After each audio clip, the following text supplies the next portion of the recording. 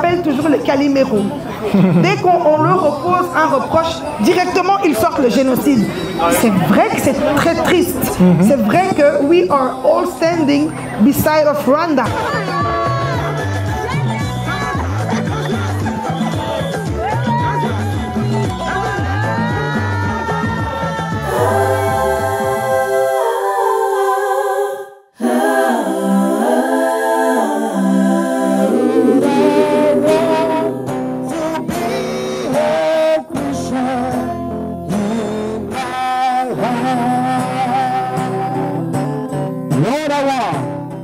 À côté de chez moi, il a posté quelque chose sur Facebook et j'ai vu qu'il était à côté de chez moi. J'ai dit j'arrive et je suis arrivé.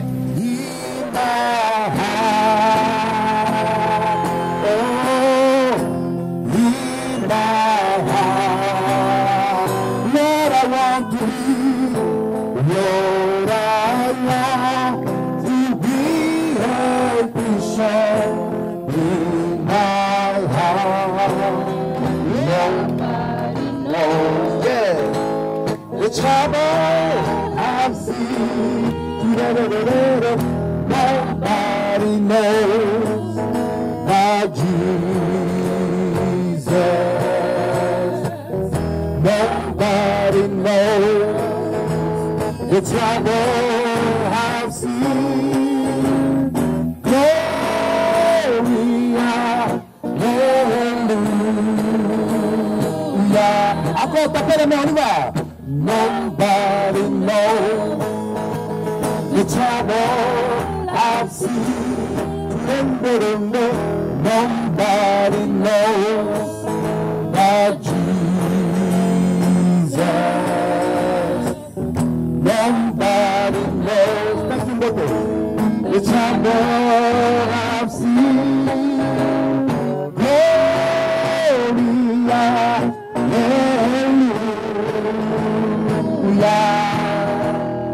Bishop Martin Moutiébélé, c'est le président, le pasteur de la Nouvelle Jérusalem.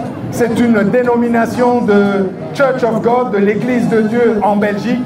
Et elle existe toujours aujourd'hui. Et celui qui a fondé cela, malheureusement, il nous a précédés auprès du Seigneur. Mais nous avons aujourd'hui le privilège, Madame Lydia Moutiébélé, quel est ton ressenti quand tu regardes que tout le travail accompli par ton père? C'est quelqu'un qui était tellement simple, tellement bon, et il a accompli tout ce travail à son jeune âge, et j'espère qu'un jour en tout cas, je pourrais aussi avoir le même bilan que lui. La valeur du travail, c'était quelque chose qui était important pour lui. Il se levait à 6 h du matin et dormait à minuit. Il prenait très peu de temps pour lui et consacrait beaucoup de temps aux autres. Est-ce que tu te rappelles encore de ce moment, de ces 60 jours de prière? Est-ce que tu te rappelles encore? Tu peux nous en parler un peu? C'était pour passer à l'an 2000. Oui. Et il a eu une conviction très profonde de passer un moment très fort avec toute l'Église dans la prière, mais c'était aussi un moment où, je pense, où chacun devait se fixer des objectifs, parce qu'on passait dans un nouveau millénaire et on ne pouvait pas traverser l'an nouveau, ce nouveau millénaire, bien avec les expériences du passé. Il fallait se fixer des goals, comme on dit. Et je pense que c'est à partir de là où il a commencé à beaucoup parler de l'excellence. De l'excellence, oui. C'était un homme qui était excellent et il voulait que tout le monde soit excellent. Et il nous a inculqué cette valeur de l'excellence.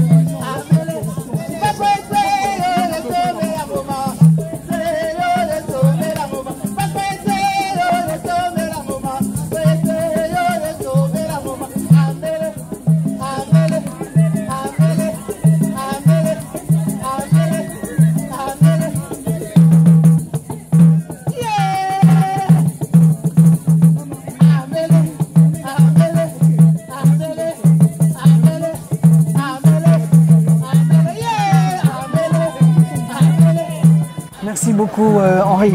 Je suis donc Esther Toto, la cofondatrice de Un Jour Nouveau Africa New Day. Nous sommes à Goma, à Beni. Nous sommes aussi ici en Belgique. Nous avons commencé, ça fait 2 ans maintenant que l'organisation a été implantée. Et nous sommes aussi aux États-Unis, à Orange County. Et notre organisation là-bas s'appelle Africa New Day. Notre vision est un monde et particulièrement un Congo paisible et prospère où chaque individu fait partie de la solution. Et ces individus-là, nous voulons les amener dans une mission à découvrir, développer et déployer leur potentiel donné par Dieu. Parce que nous sommes une organisation chrétienne, nous nous occupons de l'individu d'une manière holistique. C'est Pino Moutou. En fait, je me présentais d'abord parce que j'ai double casquette. Je suis consultant financier et j'ai eu la chance d'aller travailler au Congo pendant 4 ans. Et en travaillant au Congo, j'ai vu des communautés, j'ai pris en tout cas l'exemple des communautés qui évoluaient là-bas, qui réussissaient bien ce qu'ils faisaient. C'était des communautés qui travaillaient en collectivité et qui se regroupaient pour créer des projets et mener des projets communs. Et en revenant en Belgique, après cette expérience au Congo, de 4 ans au Congo, j'ai dit mais la communauté s'endort encore un peu ici. J'ai vu que dans la communauté congolaise, on était un peu éparpillés. Et pourquoi ne pas se mettre ensemble, regrouper toutes les personnes, parce qu'on a des personnes qui excellent dans chaque activité qu'ils font. Pourquoi ne pas regrouper ces têtes-là qui excellent dans leur activité et mener des projets communs. Laissez-moi vous dire qu'il y a 20 ans, j'avais très peur. Quand nous avons senti l'appel, parce que c'était un appel, c'était en 2005. Et la photo de Goma en 2005, on était en train de revenir d'une coulée de lave de 2002. Oui, je me rappelle, ouais. Donc il y avait encore des maisons qui étaient qu'on voyait dans la rue sous la lave, sous la lave, le toit et tout le reste sous la terre. C'était les groupes armés qui étaient pleins. La ville, vous aviez la concentration de toutes les ONG internationales dans la ville de Goma. La plus grande concentration des ONG internationales du monde à Goma. Donc le tableau était vraiment très triste. Et en effet, les femmes sont utilisées comme champ de bataille. Ce qui a motivé notre cœur, c'est que nous avons senti en nous une voix très claire nous dire: maintenant que tu sais, qu'est-ce que toi tu vas faire? Et ce qui nous a gardés là, c'est tous les jours, quand tu vois une femme qui entre dans cet hôpital où elle devait venir être reconstruite, parce que c'était une reconstruction totale. Rencontrer une femme assise et lui donner l'espoir et la voir sortir de cet hôpital avec la tête haute et prête à affronter la vie, eh bien, c'est tout ce qu'il fallait, c'est tout ce qu'il faut.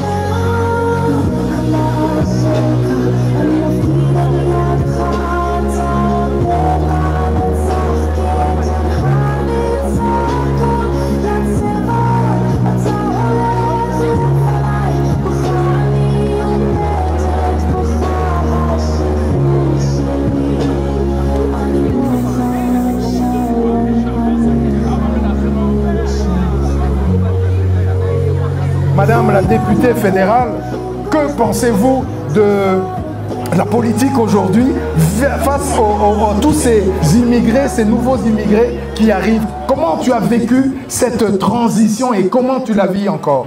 Quand on parle de nous, on doit aussi être autour de la table. On ne peut pas parler de nous sans nous. D'où l'importance d'avoir des mandataires politiques issus de la diversité, et ce, dans tous les partis.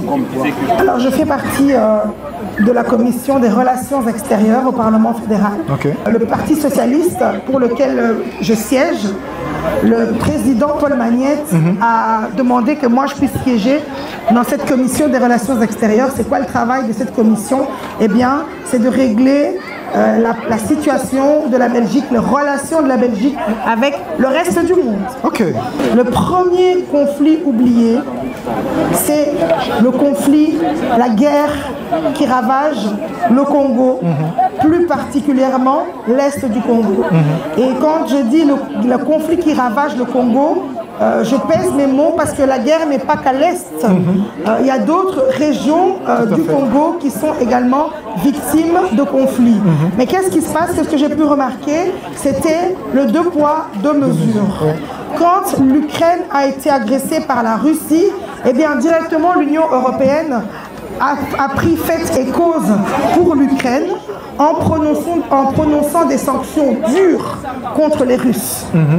Mais pour le Congo, ce conflit dure depuis 30 ans. Je pense qu'on n'en parle même pas à la télé, je pense qu'on n'en parle même pas à la radio. Il n'y a jamais eu de texte déposé au Parlement. C'est pour ça, l'un des premiers textes que j'avais déposé quand j'ai été élue en octobre 2024, c'était une résolution sur l'Est de la RDC, et ce texte a été voté à l'unanimité du Parlement. Je pense que c'était au mois de mars. Depuis que Goma et Bukavu ont été prises par les rebelles du M23 aidés par le Rwanda, eh bien, les populations de l'Est n'ont pas reçu d'aide humanitaire telle que ça devrait se faire. Ensuite, après, bien sûr, le conflit qui nous ravage, il y a également le conflit palestinien du Moyen et du Proche-Orient. Ce sont vraiment ces deux conflits sur lesquels je travaille beaucoup. Hier, il y a eu un accord. Il y a eu un accord, un traité de paix qui a été initié avec les États-Unis. Qu'est-ce que vous, Madame Lydia, députée fédérale, que pensez-vous de cet accord?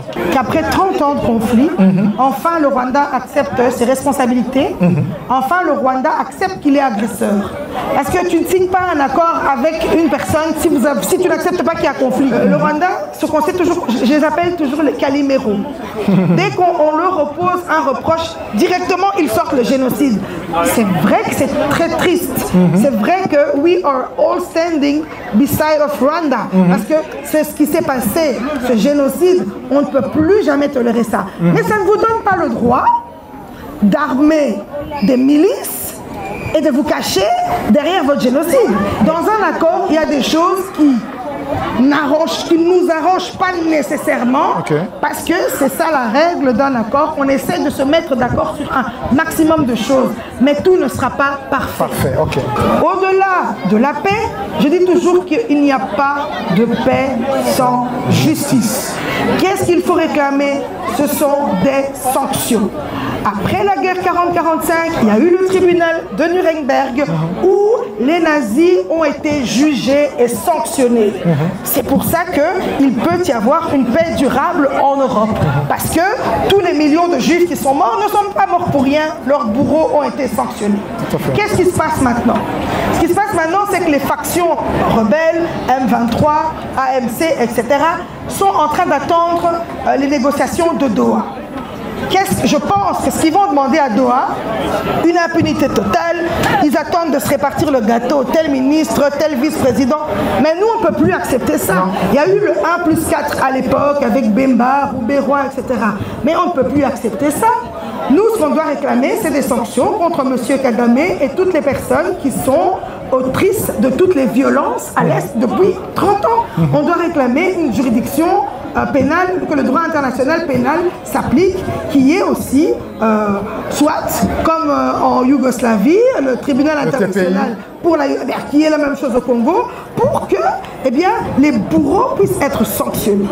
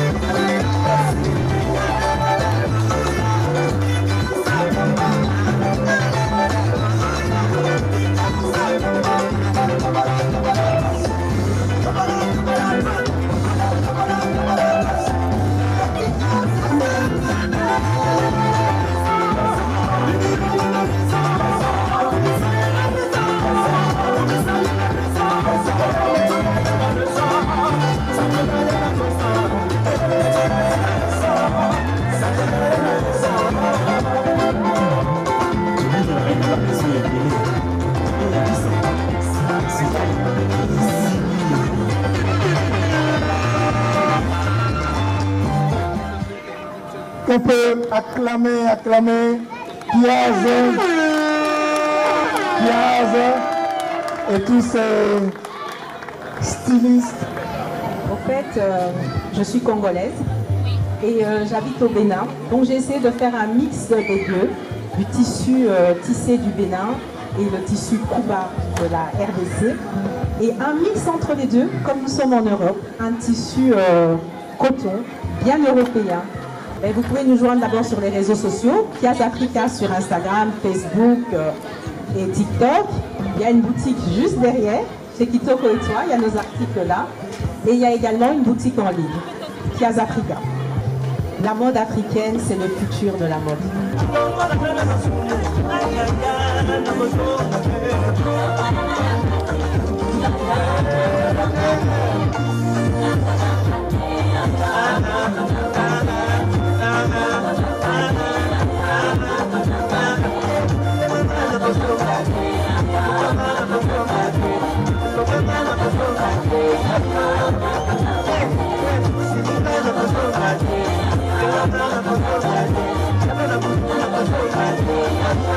Maman Esther de Goma, elle défile à Bruxelles. Hey, c'est un jour nouveau.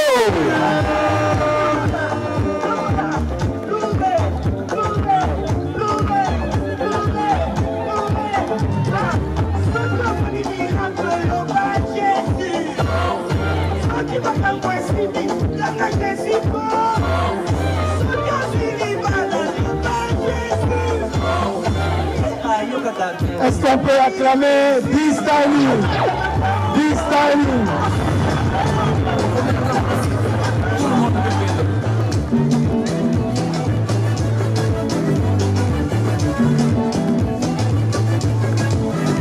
Les stars.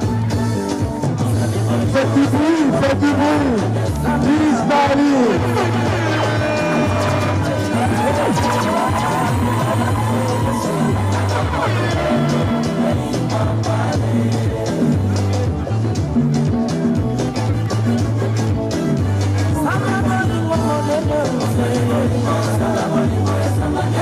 Alors on va remercier Madame Chantal.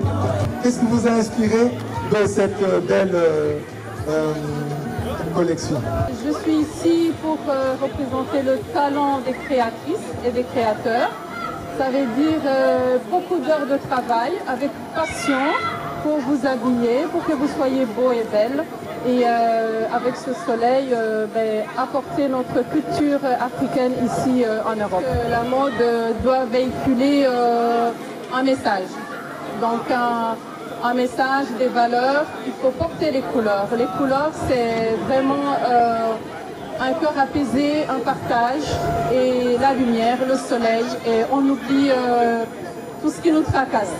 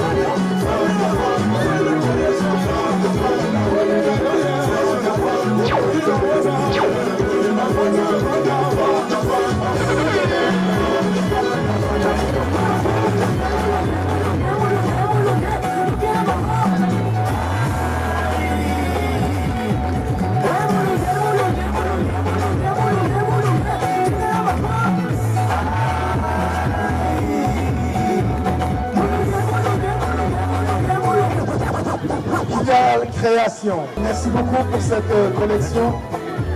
Vous l'avez intitulé quoi? C'était quoi la vision? C'était quoi l'intention? J'ai créé un style décontracté et en même temps habillé, donc qui peut se porter et en soirée, et en journée, avec un jean ou avec des talons. C'est comme on se sent en fait, comme on se sent. Pour le moment, je suis sur Insta et Facebook. Vous tapez Igale Création, vous allez me trouver.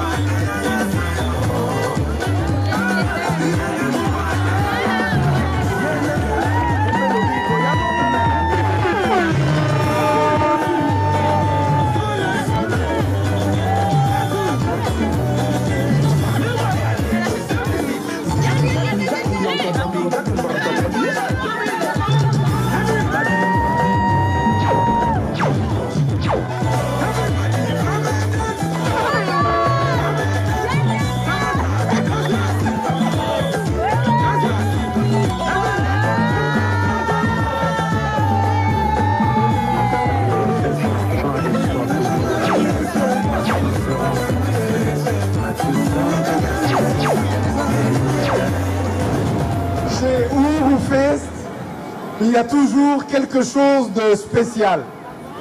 C'est quelque chose qu'on n'a pas prévu. Mais justement, ça fait partie de Uhuru Fest. Madame Josiane, JN Design, je voudrais vous demander, aujourd'hui, dans cet espace, il y a des gens qui veulent défiler. Et c'est JN qui va diriger le défilé national.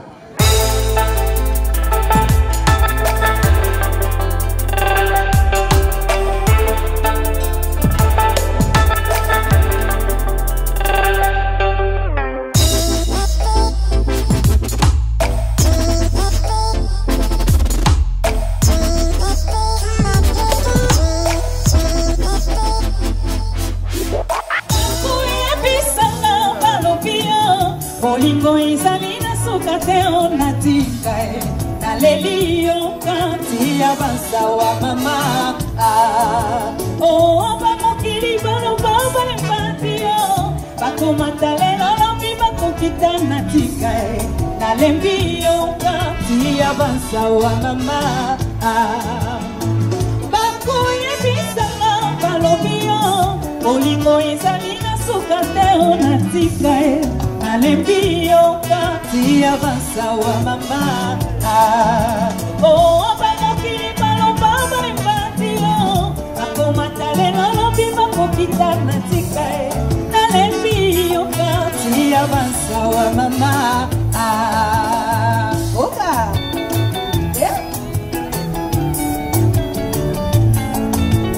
Rumba Miriador Yes. Madame Betty qui va nous expliquer un peu le contenu, parce que le contenu national, c'est toujours un contenu spécial. Et alors elle va nous présenter le gâteau national. Madame Betty. Le gâteau ici, c'est spécial Goma. Je ne vais pas rappeler ce qui se passe là-bas. Et pour nous, c'était important, même à distance, même dans un contexte de réjouissance, de dire que c'est une situation qui nous prend à cœur. Et vraiment, nous voulons par ce geste marquer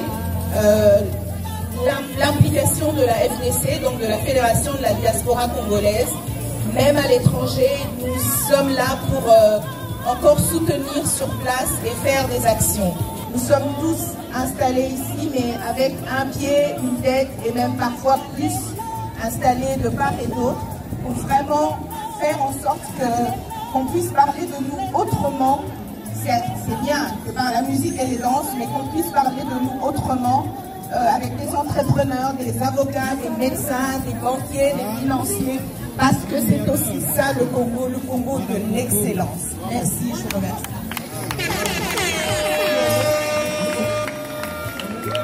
Voilà, en tout cas, merci beaucoup pour la Fédération de la diaspora congolaise qui nous offre ce fabuleux gâteau.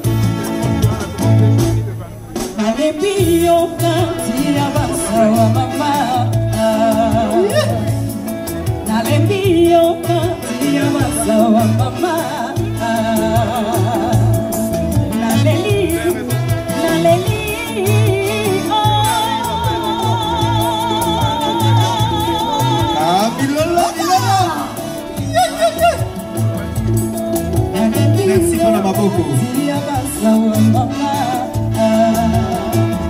On acclame très fort. Merci beaucoup et bonne fête de l'indépendance.